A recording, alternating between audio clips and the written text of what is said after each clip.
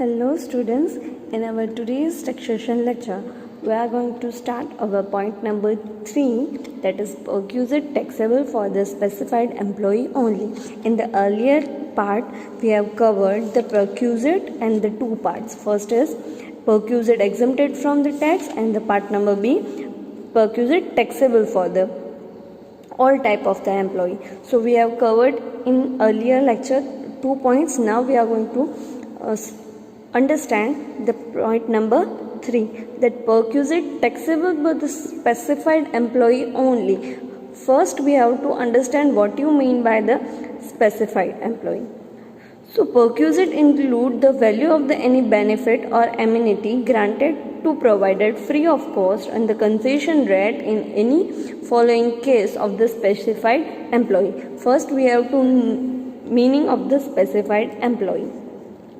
First, director employee, that is a director of the company, considered as a specified employee. So an employee of the company who is also director, whether a full-time or part-time in it, known as a specified employee. Then voting power, any employee having the voting power in the board of director meetings, that also known as a specified employee. And then monetary salary, an employee whose monitoring salary income is more than 50,000, जिसकी income 50,000 से ज़्यादा है, उसे भी हम specified employee कहेंगे. तो अगर नेक्स्ट टॉपिक पे देखेंगे कि जो भी परक्यूजिट होंगे, अगर वो स्पेसिफाइड एम्प्लॉई है तो उसे टैक्सेबल होगा. तो देखते हैं स्पेसिफाइड एम्प्लॉई को कौन कौन से परक्यूजिट टैक्सेबल होते हैं. The following perquisite are taxable in the hands of the special employee only. First, domestic servant. A provision by the employer of the service of the sweeper, watchman, gardener or any other household servant is fully taxable in the hands of specified employee. अगर employee को employer के द्वारा कोई भी servant मिल रहा है उसके घर के लिए, तो वो फुल्ली टैक्सेबल होगा. तो वो कैसे होगा? Actual cost to the employer minus less amount contribute by the employee. उसमें से कोई भी अमाउंट अगर एम्प्लॉय ने खुद की कंट्रीब्यूशन की होगी तो वो डिडक्ट हो जाएगी, बाकी की सारी टैक्सेबल होगी. When rent-free house owned by the employee is provided to the specified company, the expense incurred on the gardener's salary incurred by the employer or maintenance of the gardener or ground attached at a home are not taxable separately. अगर ये rent free accommodation है और garden भी साथ में है और garden में गार्डनर है, उसकी सैलरी अगर बेयर कर रहा है तो वो सेपरेटली टैक्सेबल होगा नहीं. Then point number 2, supply of the gas, electricity or water for the personal use. उसने रेंट फ्री अकोमोडेशन हाउस दिया है, उसके साथ में gas, electricity and the water benefit personal use के लिए हैं, तो वो टैक्सेबल होंगे under the condition. First is where such free facility for the employee's household consumption is provided from the sources owned by the employer. Then the value of the taxable is manufacturing cost per unit income by the employer. अगर ये सारी चीज़ें employer produce कर रहा है और उसका own कर रहा है वही रिसोर्सेज का और एजेंसी का, तो वो जितना भी कॉस्ट पर यूनिट आएगा वो उसे टैक्सेबल होगा. बट कई कंडीशन में ऐसा नहीं होता है, वो ओनर हो ऐसा ज़रूरी नहीं है. एम्प्लॉयर ओनर हो गैस कंपनी का या इलेक्ट्रिसिटी का, वाटर सप्लाई का, ऐसा ज़रूरी नहीं है. तो दूसरे केस में क्या होगा? In case of other case the amounts paid on the account by the employer to outside agency will be considered as a taxable in the hands of the specified employee. Whatever amount is taken by the employer, जो भी amount पे कर रहा है वो agency को, वो पूरी taxable होगी in the hands of the employee. Then last is free education. Education provided to any household member of the employee without any charge or concession rate is a taxable for specified employee. Specified employee को अगर free education मिल रहा है तो वो taxable consider होगा, right? तो ये सारे 3 पॉइंट्स थे, 1, 2 and 3, that is domestic servant, then supply of the gas, electricity and water, and the free education. These three are taxable in the hands of only for the specified employee, right? So we have covered the main three topics of the perquisite, that is exempted, taxable, and third point is taxable in the case of the specified employee. Now हम देखेंगे valuation of perquisite. इसका valuation किस तरह से होता है. अगर rent free accommodation दिया गया है तो उसका वैल्यूएशन किस हिसाब से होगा. अगर मोटर कार दी गई है या तो कोई स्पेशल फैसिलिटी दी गई है तो उसका वैल्यूएशन कितना कैसे होगा, और उसको टैक्स कितना पे करना पड़ेगा या टैक्स पे नहीं करना पड़ेगा. मैंने पहले ही बताया था कि टैक्सेबल में हम पहले करेंगे rent free accommodation, right. So in detail we have to calculate the valuation of the perquisite for the taxable purpose. So we have been seeing perquisite, some of the which are exempted for the all type of the employee and some are the taxable for the specified employee only. The income tax rule provided for the manner in which the value of the perquisite will be determined and added to the gross salary income of an assessee. Under the income tax rule, executive instruction perquisite provided to the employee or any member of his family shall be considered for their valuation, and any member of his family shall include. अगर perquisite उसे मिल रहा है और उसके family member को, family member कौन कौन से होंगे, spouse, even not dependent, then children and their spouse, parents and servant and its dependents. तो ये सारे के सारे मेंबर्स उसकी फैमिली में कंसिडर होंगे और तभी हर एक परक्विजिट का वैल्यूएशन करना ज़रूरी है. ठीक है, तो हम स्टार्ट करेंगे first valuation of rent free accommodation. First हम स्टार्ट करेंगे valuation of rent free accommodation. This is the most important perquisite asked in examination. That is the most important point is valuation of rent free accommodation. Valuation of rent free accommodation, it's a bifurcate on the two type of the employees. First is government employee and second is private sector employees or other employees. So first is government employee. If the employee is under the central and state government, then the condition will be the value of the rent free accommodation provided on such employee is equal to license fee that is determined by the government only, and out of that any rent paid by the employee or officer, it should be deducted. License fee, that is a license fee decided by the government, and out of that if any payment made by the employee, then we have to deduct them, and whatever it is a taxable for the government employees. So for the government employee, that is the value of the perquisite of the rent free accommodation is license fee minus any payment made by the employee. Remaining amount is taxable in the hands of government employee for the state government and central government, right? Now we are talking about that for the private sector or other employee, or including local authorities. So first we have to remember the word meaning of the salary. What is include? That salary includes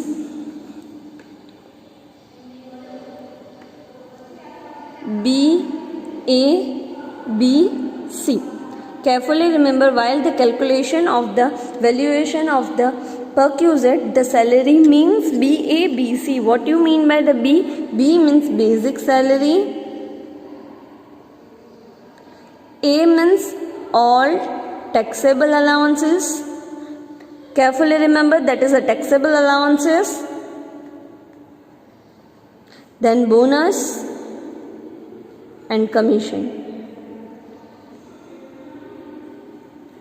so salary में से कौन कौन सी चीज़ें include होगी, तो basic salary, all taxable allowances, bonus and commission, and special note is DA, it's for retirement benefit only. तो कौन कौन सी चीज़ें इंक्लूड होगी, तो basic salary, dearness allowances if the term of the payment also provided, bonus, commission, fee, and all the taxable allowances and any case emolument, right?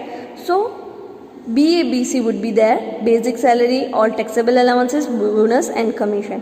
कौन कौन सी चीज़ें salary में इंक्लूड नहीं होगी? DNS अलाउंसेस जो रिटायरमेंट बेनिफिट के लिए नहीं होगा तो वो नहीं इंक्लूड होगा. प्रोविडेंट फंड का contribution, then allowances which are the exempted, obviously all allowances which is taxable, exempted allowances should not be added, and the value of the other value of the perquisite will not be added in the term of the salary. So जब भी non government employ होंगे वो further बाइफिकेशन होंगे 2 parts में. पहला तो bifurcation क्या होगा, government employee and non government employee. अगर गवर्नमेंट एम्प्लॉय है तो हमने तो देखा licence fee minus any rent recover from the employee, remaining amount is taxable value. But if the employee is a non-government, that is bifurcate on the basis of the owned by the employer and the when owned not owned by the employer. That means suppose employer है, उसने खुद का setup किया है और उसने खुद का बिल्डिंग डेवलप किया है, क्वार्टर डेवलप किए हैं और बाद में उसको रेंट पे दिया है, ठीक है, तो उसका मतलब हुआ ओन्ड बाय एम्प्लॉयर. अगर एम्प्लॉयर ने खुद का एक क्वार्टर बनाया है एम्प्लॉई के लिए और उसमें रहने के लिए दिया है तो उसे बोलते हैं ओन बाय द एम्प्लॉयर. अगर ओन बाय द एम्प्लॉयर होगा तो पॉपुलेशन के हिसाब से डिस्ट्रीब्यूट होगा. पॉपुलेशन के हिसाब से, जैसे कि सिटी की पॉपुलेशन 10 लाख से कम है तो टैक्सेबल वैल्यू आएगी 7.5% of the salary. Salary means BABC. 7.5% of the salary means BABC. Then if the population of the city between 10 lakh to 25 lakh, 10 lakh to 25 lakh, then 10% of the salary is taxable value. Salary means BABC. 10% salary का होगा वो क्या होगा, taxable value होगी. और अगर 25 लाख से ज़्यादा सिटी की पॉपुलेशन है तो टैक्सेबल वैल्यू होगी 15% of salary, which means BABC. ये बात हो गई कंपनी का खुद का ओन बाय है, ओन किया है और बाद में उसने कर्मचारियों को रहने के लिए दिया है. अगर कई सिचुएशन में ऐसा होता है कि कंपनी खुद की सेटअप नहीं करती है और वो खुद कहीं और से रेंट पे लेती है और बाद में अपने एम्प्लॉय को देती है, तो उसमें क्या होगा, actual rent payable by the employer, actual rent payable by the employer और 15% of the salary, which ever is lower it's a taxable. इसमें क्या होगा, जो एक्चुअल रेंट पे किया गया है वो और 15% ऑफ सैलरी जो भी लेस होगा वो टैक्सेबल होगा. समझ में आया? तो पहले तो हमें क्या देखना पड़ेगा, एम्प्लॉय गवर्नमेंट है या नॉन गवर्नमेंट है. गवर्नमेंट होगा तो लाइसेंस फी के हिसाब से होगा, अगर नॉन गवर्नमेंट है तो own by the employer and non own by the employer. अगर ओन बाय द एम्प्लॉयर है तो पॉपुलेशन के हिसाब से, और not own by the employer है तो एक्चुअल रेंट पेड और 15% of salary, which ever is less is a taxable amount, right. So this is the condition for the valuation of unfurnished accommodation. Here carefully mention that it is the unfurnished. उसमें सिर्फ accommodation दिया गया है, यानी कि घर दिया गया है बिना फर्नीचर के. समझ में आया? फर्नीचर का क्या वैल्यूएशन होगा वो हम नेक्स्ट स्टेप में देखेंगे. पहले तो देख लो ये अनफर्निश का कैसे करते हैं, ठीक है. यहाँ पे जितना भी सैलरी लिखा है उसका मतलब है BABC, right. Let's solve the illustration 11 that you might have a clear idea about the valuation of rent-free accommodation. So illustration 11, Sri Bhanu Prasad served the head of the sales department of the company. The detail about his remuneration for the financial year 2019-20 as follows. Basic salary, bonus, commission, DNS allowances not considered for the provident fund benefit, entertainment allowances, education allowances for hostel and education expense for the 2 children, then company has provided his rent-free accommodation owned by the company. That means where the accommodation is owned by the employer,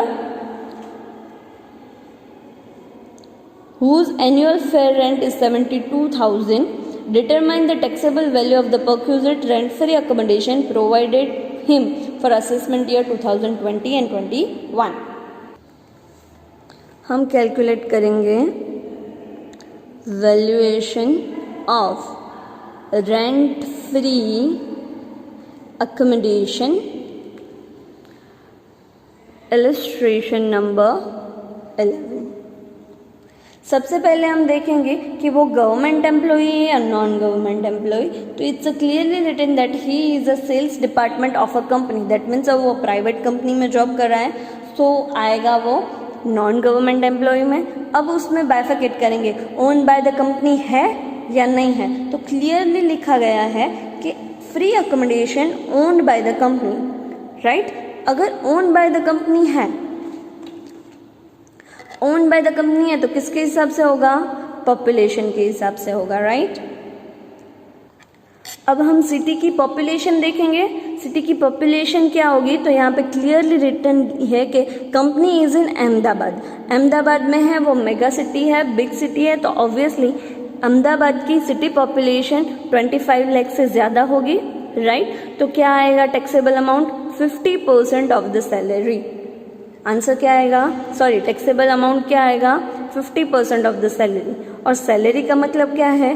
BABC. तो पहले हम salary find करेंगे, उसके हिसाब से 50% करेंगे, जो आएगा taxable value of the rent free accommodation, right. So पहले हम BABC फाइंड करेंगे. सो पहले B है basic salary,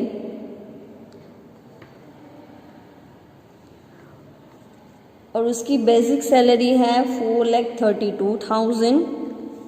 then all taxable allowances. अब टैक्सेबल अलाउंसेस कौन कौन से हो गए, चलो बताओ.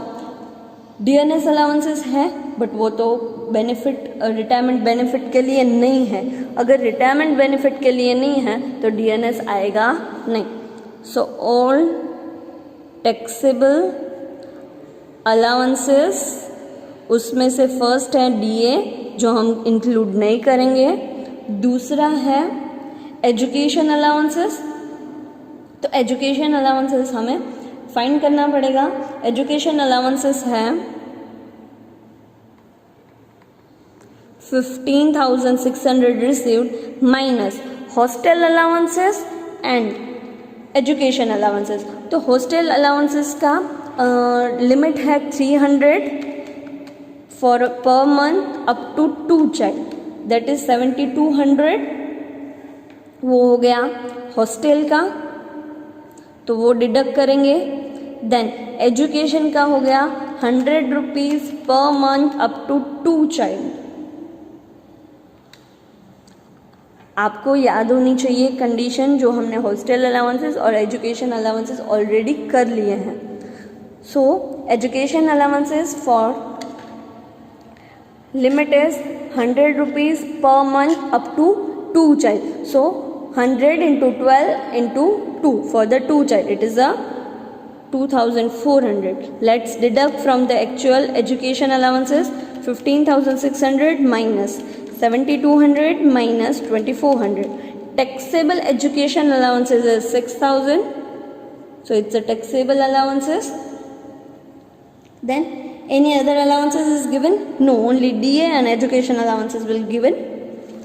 So B is equals to 4,32,000, A is equals to 6,000.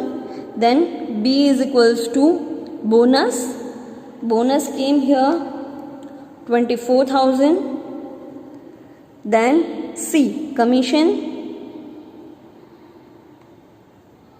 Commission is rupees 19,000. That is total of the BABC. Let's make a total of BABC. That is 4,32,000 plus 6,000 plus 24,000 plus 19,000. वो आया 4,81,000. 4,81,000, that is BABC। तो हमारी condition क्या थी? 15% of salary, just because city की population Ahmedabad में है और अहमदाबाद 25 लाख से ज़्यादा ही पॉपुलेशन होगी, बट पहले देखना पड़ेगा कि accommodation owned by the company है या नहीं। यहाँ पे क्लियरली रिटन है accommodation owned by the company, then and only then we will classify on the basis of the population, right? So 15% of the salary, that is 4,81,000's 15%, that is 72,150 rupees, that is the taxable value of the perquisite for the rent free accommodation। इसका मतलब क्या है कि जो भी उसको rent free accommodation मिल रहा है उसके पर वो परक्यूजिट कंसिडर होगा और 72,150 रुपीज़ टैक्स पे करना पड़ेगा एम्प्लॉई को।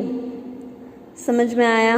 पहले तो हम देखेंगे एम्प्लॉई है वो गवर्नमेंट एम्प्लॉई है या नॉन गवर्नमेंट एम्प्लॉई है। गवर्नमेंट होगा तो लाइसेंस फ़ी के हिसाब से होगा, नॉन गवर्नमेंट हुआ तो फर्दर बाइफिकेशन आएगा owned by the company and not owned by the company. अगर ओन्ड बाय द कंपनी होगा तो पॉपुलेशन के हिसाब से होगा, अगर not owned by the company है तो एक्चुअल रेंट और 15% of the salary, whichever is less. And here the salary means BABC. Remember one thing, salary means BABC, basic salary, all taxable allowances, bonus and commission. Understood?